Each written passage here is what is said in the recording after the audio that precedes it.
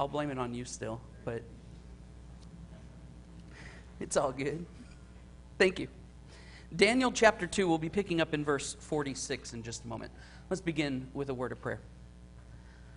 Our wonderful Father in heaven, it is such a blessing to come together to open your word and be reminded of your plan, to be reminded of your promises, and to be reminded of the salvation that you sought out from before the world began.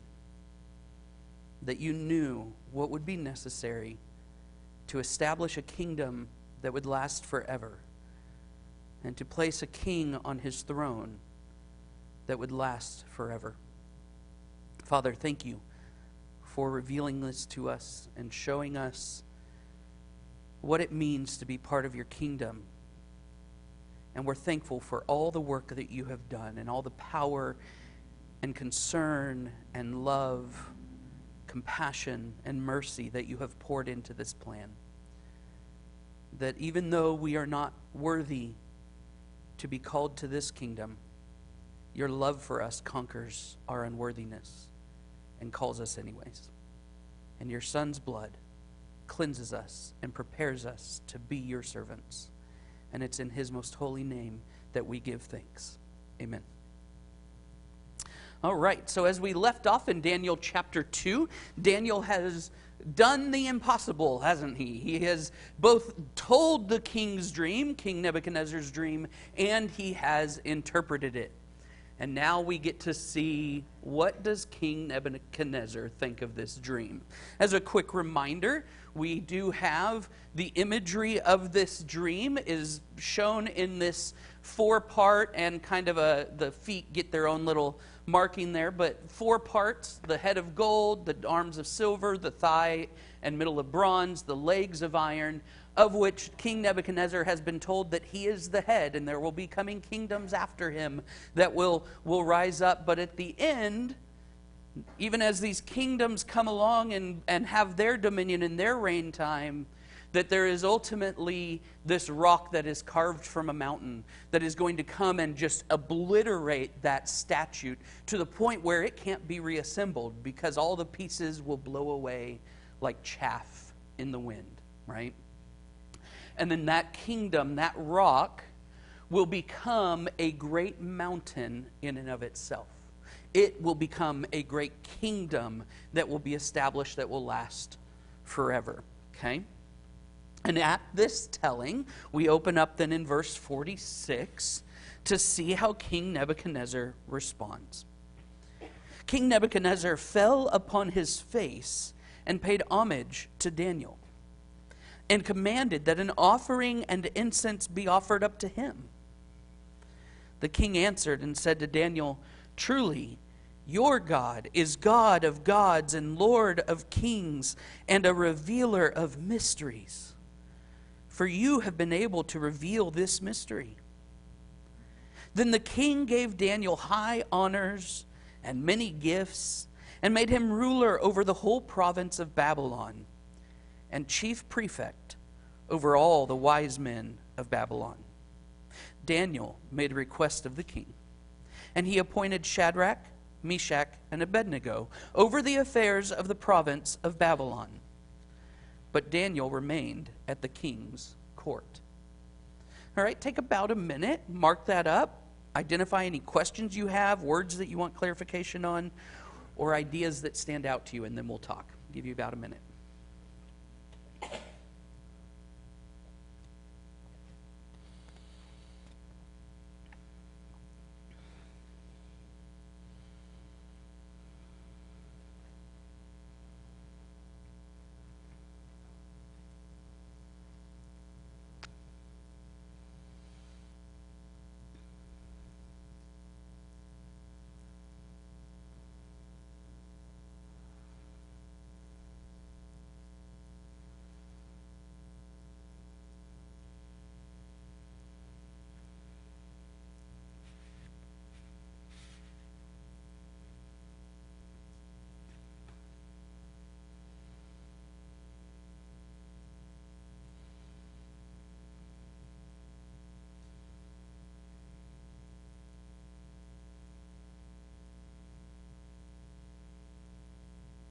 Okay. What do you notice, or what questions do you have? Robin here has a thought. Tom's going to get that microphone to you.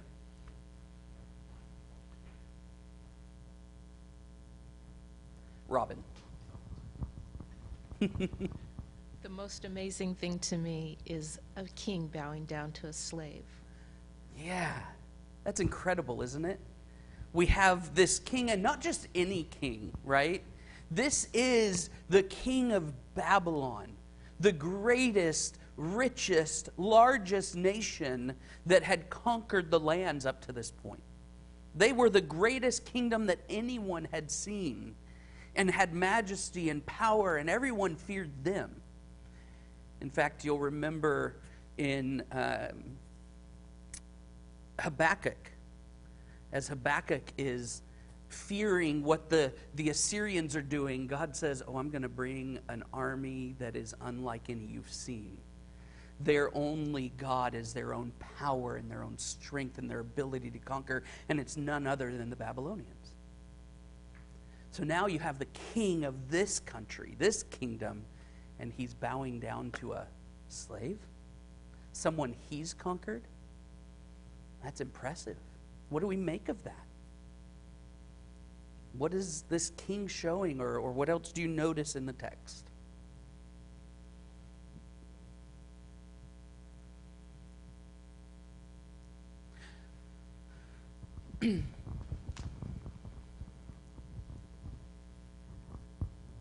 Well, the kings of that time,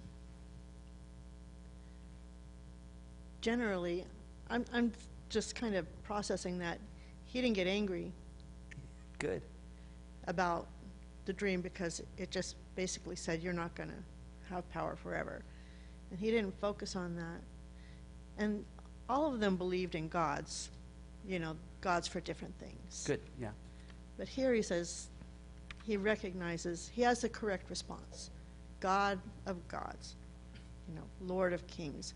He recognizes the sovereignty of God, and I know he's paying homage to Daniel, but because Daniel serves this God that's so much more powerful than any God Nebuchadnezzar could ever pull up to mind. Right.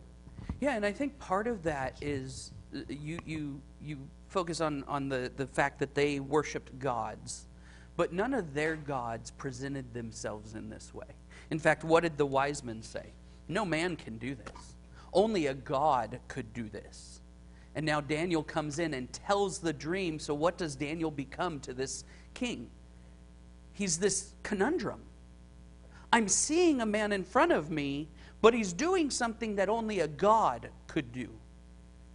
And so it becomes this instinct and this appropriate response of bowing to that. That's a power and a display that he has never seen nor heard, nor had anyone in the lands. Jai has a comment here, if you'd make your way that way.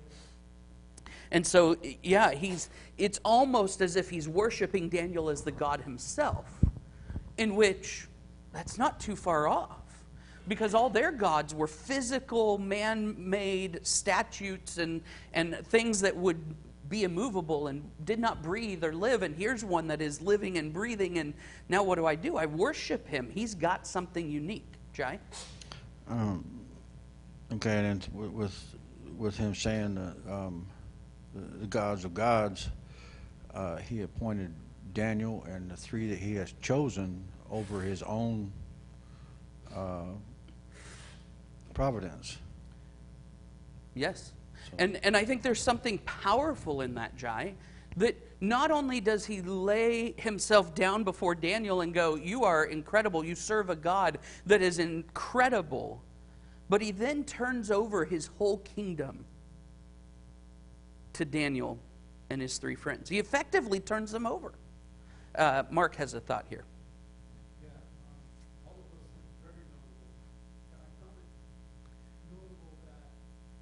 Daniel doesn't correct him. Like when we see John bowing down, before an angel, the angel says, "You don't worship me." I think he's already said it. Whatever happens here is because of God. He's already made that clear. It's not me, it's God.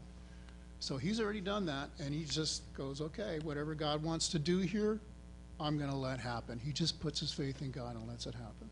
Yeah, I'm going to use what God puts before me to his glory. And so he takes advantage of an opportunity that he feels, that he recognizes God has presented him. Kay has a thought up here, if you'd make your way there. And that's not, that is unlike kings of that time. They would not do that. You conquer a kingdom, you keep your power. You do not give it away. We saw the problem when Ahasuerus gave his power away to Mordecai, right? We saw the problem that arose. This is a place where this could be problematic, that he gives this over to a servant, someone he had conquered, right? This could be problematic, okay? Well, I thought it was strange that he allowed Nebuchadnezzar to make offerings and incense to him. Yes. I would have thought he might have corrected him and said, no, these go to God. Right. Yeah, and that might be something, it might be highlighting something Daniel should have done differently. We look at that and go, oh no, we should give glory to God. Just continue to pour it back to God. Maybe it's more like what Mark said. He saw this as an opportunity to allow God to be glorified through him. And in that way, what does he become? He becomes a symbol of, or a foreshadowing of who? Christ. That we would need to bow and pay homage and offer incense and those kinds of things to Christ. And so it becomes this powerful image of what we can look forward to. Okay, we got Ida, then Brett, and then what? Every time a name is going to escape my brain every single time. We'll start with Ida. Maybe I'll have your name in a second. Or maybe it just doesn't say what Daniel did. This is true. Maybe it doesn't say so that we would have this conversation, so that we would at least question what's going on here a little bit and see the imagery of what's happening. That what God has put on display causes this king to bow and give reverence to God and his people. So, Brett? So I thought it was very, very interesting. I'm sure most people kind of saw this as well. But you're looking at Daniel, looking at the dreams of a king, and giving him the correct answer. It's the same as Joseph did in Egypt. Right. In Genesis 41 and the 17th verse, it says, "So the advice was good in his eyes of Pharaoh, in the eyes of Pharaoh, and in the eyes of all of his servants. And Pharaoh said to his servants, 'Can we find such a one as this, a man in whom is the Spirit of God?'" Yeah. And that might have even stuck in his throat, because they had so many gods in Egypt similar to Babylon, and but it's amazing. You look at what God does. He's used two people here to basically save his people. Absolutely. By similar means. Yeah, absolutely. And interestingly, Joseph, in his situation, reveals a plan forward to endure the trials coming. We don't have that here, do we? Which is really interesting, that the power of seeing Daniel tell the dream and then interpret it was enough for Nebuchadnezzar to just be in awe. And to go, I can't do anything but fall in awe of what I've seen. Well, they had physical idols that represented their God, and Daniel had no such thing. God is not represented by any idol that people bow down and worship to.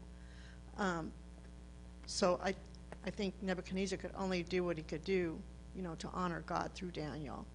And it's interesting, too, that Daniel delegates the authority to his three friends or fellow slaves, and it could only be to the benefit of Israel to have these men in power. Yeah. So God's power, his sovereignty, just flows down to the protection of Israel, or Judah at that time. Yeah.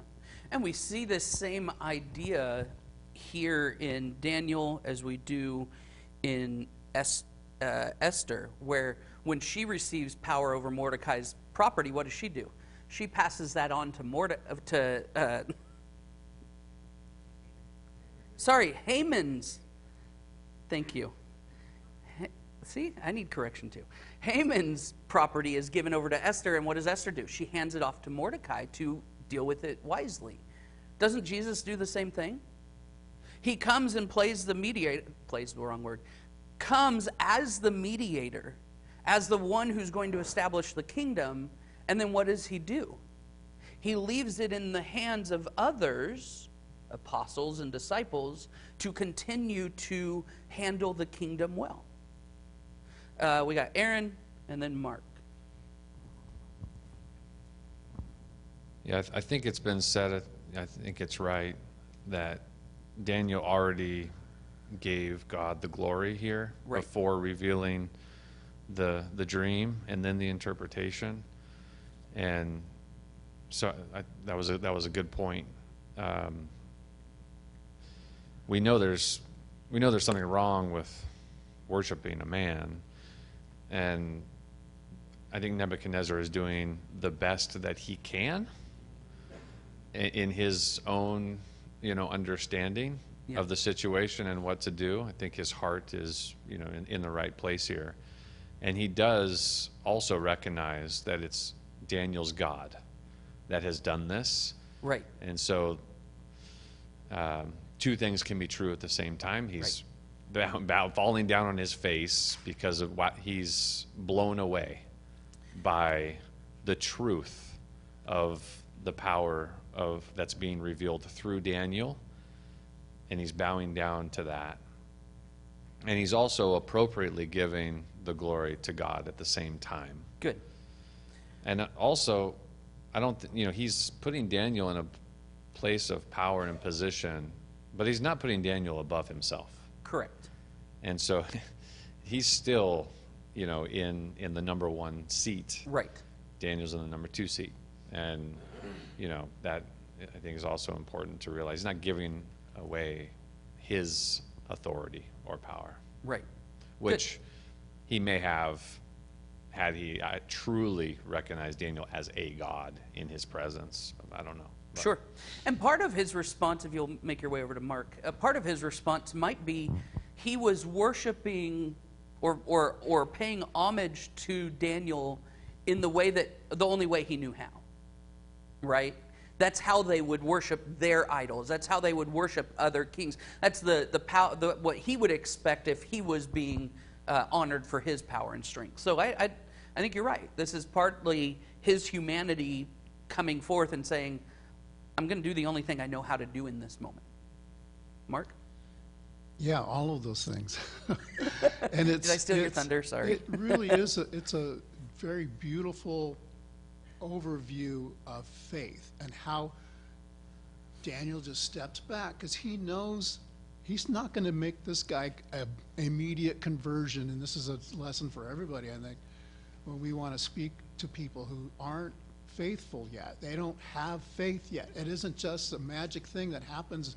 There's a light switch and all of a sudden now it's happening. Right. It's this gradual thing that this king is moving toward Jehovah God. Good. All right, so as we look at chapter 2, okay, as we look at chapter 2, what would you say is the turning point of this narrative? Where does the trajectory change, or what's the focal point of where things go, are pointing to?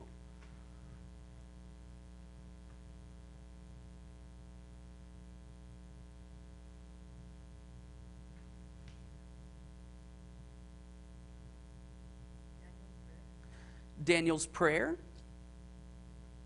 Some might say when Daniel was called before the king, or when Daniel entered into the narrative, right? Things started to change. This is the point of looking at this, especially this, Aaron. There is a God in heaven. There is a God in heaven. Is that a specific verse you're pointing to, or just the concept of the recognition there is a God in heaven? Verse 28. Gotcha. So, but there is a God in heaven who reveals mysteries, and he has made known to King Nebuchadnezzar what will be in the. So part of Daniel's, or part of the narrative where the Nebuchadnezzar is recognizing and the people are recognizing there's a king in heaven. Okay? This is the point of looking at these chapters and seeing the structure with which the original authors would talk about these and narrate these stories. Because there's, as I mentioned, a chiastic structure. So for those who haven't been with us, we've talked about these a little bit. But what the authors of ancient literature would often do is start the story with an idea or a phrase. And then at the very end of the story, they would repeat or mimic that same idea or phrase. And as they got closer and closer to the middle of the narrative they were trying to draw their listeners to, they would continue to mirror them as they got closer. And then there would be a central focal point at which he's trying to drive to. As you might recall, Daniel chapter 2 through Daniel chapter 7. We see Nebuchadnezzar in chapter 2 have a dream. What happens in chapter 7? Daniel has a dream. Chapter 3, Shadrach, Meshach, and Abednego are tested. Chapter 6 is Daniel's testing. Chapter 4, Nebuchadnezzar has another dream or has his own testing. And then Belshazzar has his testing in chapter 5. So as you come closer and closer to the middle of the narrative, we're seeing that mimicking up until the point where we say chapter 2 through chapter 7, its whole focal point hinges on this chiastic, this crisscrossing of the narrative. At that point is when Nebuchadnezzar recognizes that there is a God in heaven and that he needs to bow loyally before him. Okay, and I mentioned chapter 2 has a similar structure, and it's going to tell us what the author wanted us to see. So what we want to do, if you didn't already, chapter 2, we want to just start thinking through what is the narrative that happens. Let's not worry about the structure yet. Let's just work through the narrative. What's the thing that we open up to in this story? What's going on? Nebuchadnezzar has a dream. And he's reflecting on that dream. He's quite afraid, isn't he? So we have here that Nebuchadnezzar reacts to his dream in chapter 2, verses 1 and 2. What happens next? He asks for help. Any other way you might say that? Okay. In asking for help, this problem arises in that none of the wise men or none of the people in his land could tell or interpret the dream.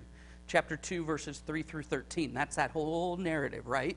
We come up into the problem. No one can do this. There is not a man who can do this. Only a God can do this. Okay? And then what happens?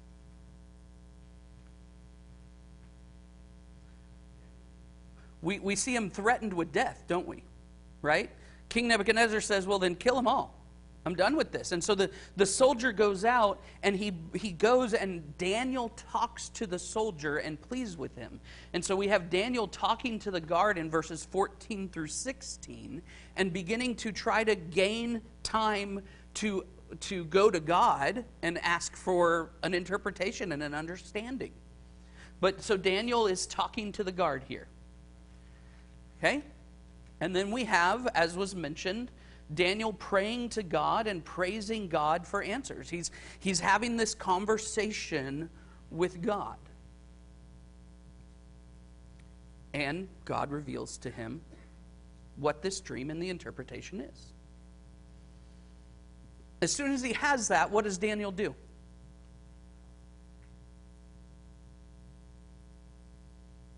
Where does he go? Lito? Oh, yeah, so in chapter 2, 17 through 23, we have this idea of him getting the interpretation and praising and praying to God. Once he has that interpretation, though, where does he go? I'm sorry? Arioch, which is the guard. All right, we already see a turning point, don't we? Daniel goes back to speak to the guard in chapter 2, 24 through 25. Daniel then tells and interprets the dream in 2, 26 through 45. And Nebuchadnezzar then reacts to Daniel's interpretation, the very thing we talked about this morning. So if we put this in what would be the format that most would do as they would formalize seeing this chiastic structure, all this information's up there still. I'm just going to move it a little bit. We see that, there we go. So A here mimics A prime is what they'll call it. B, B prime, C, C prime until we get to our focal point, which is the fourth movement of the story, or the central point of the story. So what is chapter 2 really trying to impress upon us? I mean, it's wonderful to see Nebuchadnezzar and his reaction, and we often get caught up in that, but what is the author wanting us to focus on? Beth? Good. That Daniel recognizes that God is the source of all. And that God, if you'll make your way to Lido, that God is the one who can do all these things. That when everything seems impossible before him, who does he turn to? God. And whether the king recognized it or not is almost a moot point to the story. The point is Daniel does. That Daniel is going to rely on God. Lido. What's interesting is that the last section of this chapter is that Nebuchadnezzar recognizes God, that he is the God of all gods and the Lord of kings. It's related to him, actually. That's why he recognized this power and revealed by Daniel. Absolutely. And I think to tie that into this chiastic structure, would Nebuchadnezzar have ever recognized that if Daniel hadn't first? No. If Daniel hadn't gone to his God and asked for the interpretation, then we would have never seen Nebuchadnezzar turn away from his ways, or at least start to recognize a God unlike any God he knew. Well, evidently, Nebuchadnezzar didn't really learn the lesson, because in the next chapter, what does he do? Build something to himself. Yeah. So, of course, we don't know how long a period had gone by, but still, he did not get the lesson that Daniel was trying to tell him. Absolutely. Otherwise, Absolutely. he wouldn't have built, I think it was about 90 feet tall. And Yeah, it was we'll get to that here in 6 just a wide. minute. I mean, you But know. yeah, So he hasn't learned his lesson, and we can carry that over today. We don't learn our lesson a lot of times until we get hit with a stick several times. Yeah, and that is the lesson I think that comes as we continue in the narrative, is seeing this, that even though we're in awe of what Nebuchadnezzar does here and are quite impressed, that this isn't a done deal, right? But for chapter 2, he's impressing on us, the author is impressing on us, do you see the power of what Daniel did in going to God? Miss Betty. Well, to me, verse 44 is the most important of it all, because he's prophesying of the coming of Jesus, and the kingdom of heaven is going to be the church. So to me it says, and in the days of those kings, the God of heaven will set up a kingdom that shall never be destroyed. And to me that is the most important thing. Yeah, well, absolutely. In terms of the dream and the narrative that is shown to Nebuchadnezzar, and seeing why this story and this narrative is so important for us to study, we get to see the promises of God and enjoy the benefit of them. So absolutely. Verse 44 then stands out as an important piece of that message. Yeah, and going back to, kind of this structure here, in verse 21, he changes times and seasons. He removes kings and sets up kings, is part of Daniel's prayer, which is exactly what Betty's talking about. And you have that, again, in verse 44, it's drawing on that on that theme, that central theme of this chapter, that God is in control. He's actually put Nebuchadnezzar in this place, and he's the one that sets up kings and kingdoms. This whole dream is about these future kingdoms that he is also going to establish and set up, culminating with the kingdom that will never be destroyed. Absolutely. Absolutely. All right. Any final thoughts there? Otherwise, Beth has something for us. Just interesting that, building off of what Aaron just said, that God uses men in power. He places men in power, whether for good or for evil. Their intentions, good or evil. God will use those things to bring his people to a realization that he is in power. And the importance that jumps out here to me is Daniel's recognition that he knows he needs to go to God because God has brought them to this place. He has placed his trust in God. And that the remnant, that God always preserves that remnant, and Daniel is choosing to continue to be part of that by recognizing it and knowing that and passing that on in everything he does. Yeah. In that he passes on, the benefit of that power to his fellow Israelites, that he knows that God has brought him to this place and that he's going to recognize this is the opportunity God's giving us. We're going to use it, and we're going to do his will, no matter what Nebuchadnezzar does. Right. And we see that manifested, of course, in the next chapters as well. Absolutely. Thank you. That was just a walker. No one fell. All right. So, we're seeing where this is going. Many have mentioned chapter 3. So let's break into chapter 3 now and see what we can start to uncover in the narrative. Let's begin in verse 1. We'll see how far we get today, but we'll read verses 1 through 7 and start with that. King Nebuchadnezzar made an image of gold, whose height was 60 cubits, and its breadth 6 cubits. He set it up on the plain of Dura, in the province of Babylon. Then King Nebuchadnezzar set together the satraps, the prefects, and the governors, the counselors, the treasurers, the justices, the magistrates, and all the officials of the province, to come to the dedication of the image that King Nebuchadnezzar had set up. Then the satraps, the prefects, and the governors, the counselors, the treasurers, the justices, the magistrates, and all the officials of the provinces gathered for the dedication of the image that King Nebuchadnezzar had set up. And they stood before the image that King Nebuchadnezzar had set up.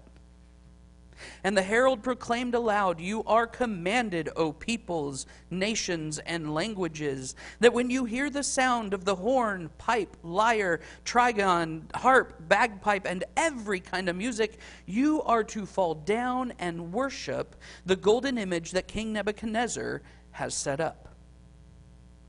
And whoever does not fall down and worship shall immediately be cast into a burning fiery furnace. Therefore, as soon as all the peoples heard the sound of the horn, the pipe, the lyre, trigon, harp, bagpipe, and every kind of music, all the peoples, nations, and languages fell down and worshipped the golden image that King Nebuchadnezzar had set up." All right, take a moment to mark that up, and then we'll talk about it.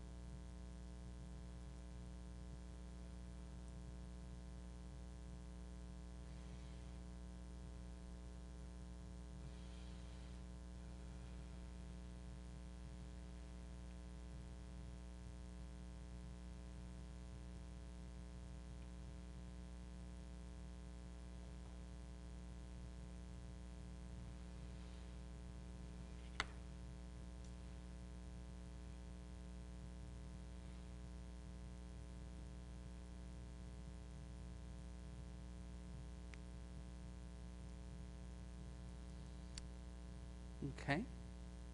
What stands out to you, or what questions do you have? All right, we'll get the microphone to you. I appreciate your participation. Go for it. That's very rare. Anyway, what do you my question is, who do you think the idol really that he built, who do you think it looked like? Don't you think it probably looked like him for his ego? So he really hasn't learned humility from the experience. Of course, there again, you don't know how much time has gone by because we tend to forget. But evidently, when he builds this thing, it's in honor of himself, I think, but that's a guess. Sir, sure. And you highlight at the end there, it's a guess. Anything I would say is a guess. But our best guess is that it is likely something to pay homage to himself. Right? And it's something to point back to him and his power and his majesty and what he's done as king in the kingdom. I think that's seen in just the concept of the pure size and makeup of this idol. Right? Because kind of ironically, even though he doesn't learn his lesson, what does he enjoy? Well, I'm the head of gold. So what will I do? Oh, make me a statue of gold, right? I'm going to put something together that is going to make me look incredible. Someone mentioned Jai. If we'll get the microphone to Jai, we'll get a comment here in just a second. The pure size of Nebuchadnezzar's image, if you just see some artist rendering of scale, that would be how large this statue was in compared to a person. This would be the equivalent of a 7 or 8 story building made of gold. Could have had some structure inside, but it doesn't indicate that. Pure gold. That if they had that much gold to make a statue of about that size, it would take about 1,200 tons of gold.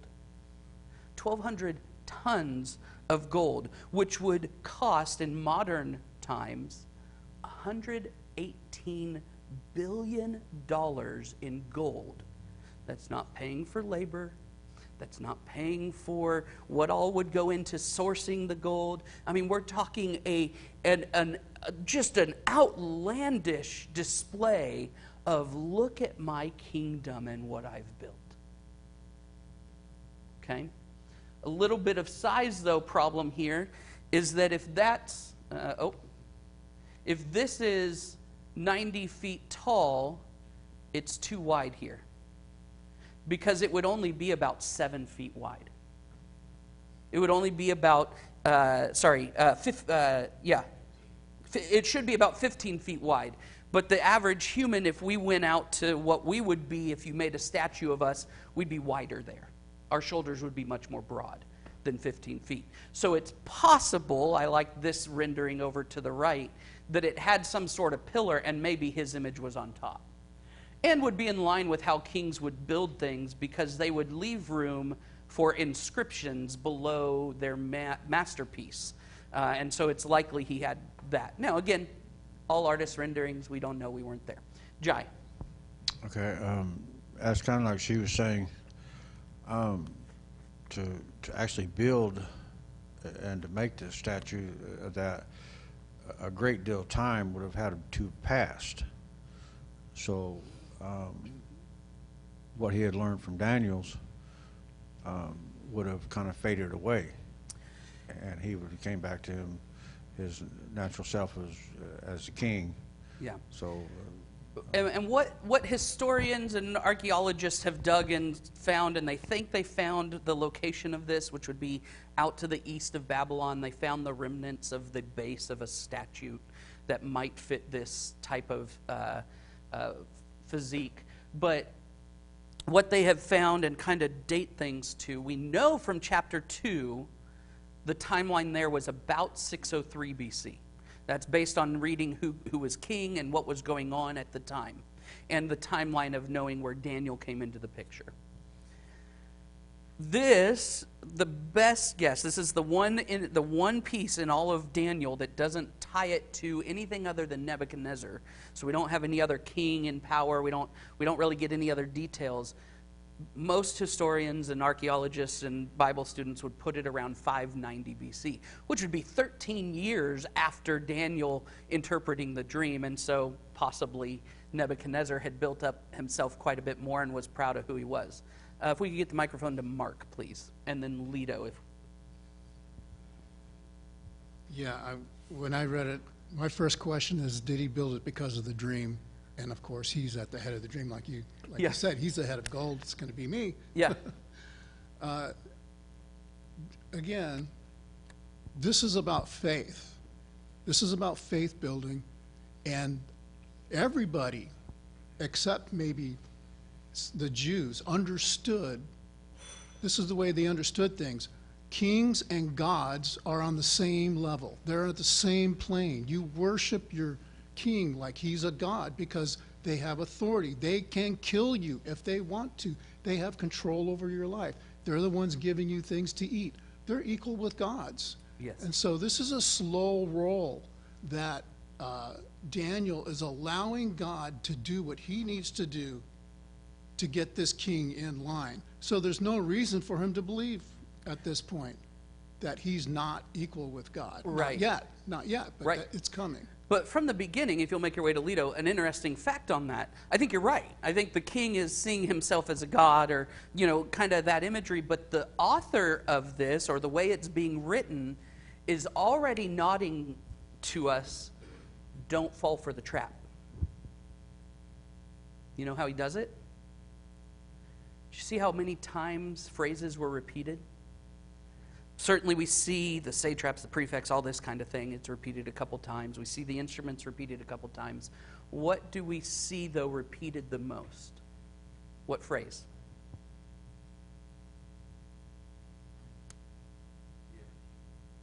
The image that King Nebuchadnezzar had set up. Right? So it's not just the image, it's what King Nebuchadnezzar had set up. How many times? 6. It's an important number in biblical studies. It obviously gets repeated in some fashion to reference the devil in Revelation, or a demonic presence in Revelation. But the idea of 6 is evil, or wickedness, or self-centeredness, humanity falling short of the glory of God. And so while we're seeing this image built that looks glorious, and it would be impressive, the author's telling us from the get-go of this story, don't fall for it. This is man falling short of the glory of God. He is not a god. Right? And he's being very clear to say that. Lito. And then Lisa, because I remembered your name. Yeah, I think in relation to that number six meaning in the Bible, I don't know if my thinking is right, that it is incomplete. It symbolizes incomplete. Yeah. And I think Mark already mentioned it, that I think Nebuchadnezzar got overwhelmed as a king with the interpretation of the dream that he has, because his head becomes the symbol of gold, and he's overwhelmed with this. Unfortunately, I don't know. We don't know how much time would that be from the time that he recognized God as God of all gods and Lord of kings. Unfortunately, as was mentioned, that after that time, here comes other problem, that he already forgot everything that he has done, or he has become aware of by Daniel. Absolutely. And I think if you'll make your way to Lisa, we'll get this last comment in. There is something to be said about that trajectory we see with Nebuchadnezzar. It's easy to become in awe of God, but not hear the whole message and understand what we're in awe of. We can be in awe of a powerful sign, a dream, in Nebuchadnezzar's case, or some aspect of God, and then we think back on that and think of all the glory that gives us, and what do we become? Like Nebuchadnezzar, we start building statues and idols for ourselves. In fact, we'll talk a little bit about that in this lesson this morning. I think it might have had another purpose in the eyes of Nebuchadnezzar, because it does say all nations, people, every nation, every language. These people all brought their own idea of gods with them. And I'd imagine because of his pride and maybe a little bit of nationalism, that he would put this up to say, this is now your focus. You're not going to focus on what you brought. You're going to focus on this centrality of this nation. Good. Yeah, and there's some more to be said about that phrasing of all nations, all tribes. I think there's something to be said about someone who's trying to establish a kingdom for all nations and all tribes. We'll talk about that next Sunday. Appreciate your comments and your attention, and we'll take a short break before we enter into our services.